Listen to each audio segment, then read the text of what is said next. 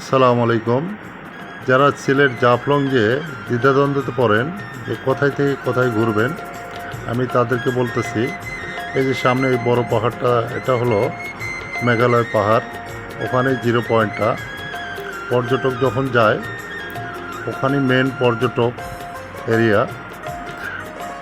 ইন্ডিয়ার সব কিছু ওখান থেকে দেখতে পারবেন, ইন্ডিয়ার বর্ডার।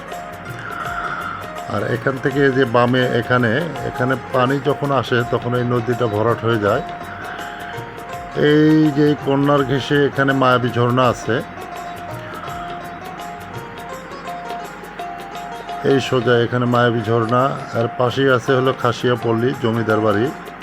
এই যে এইটা হলো খাসিয়াপল্লী জমিদার বাড়ি। এখন নদীতে পানি নাই, শুকিয়ে গেছে।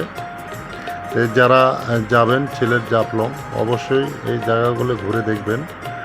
খাসিয়াপল্লী জমিদার বাড়ির পাশেই আছে চা বাগান, চা বাগান সহ ঘুরে আসবেন, অনেক ভালো লাগবে। ধন্যবাদ।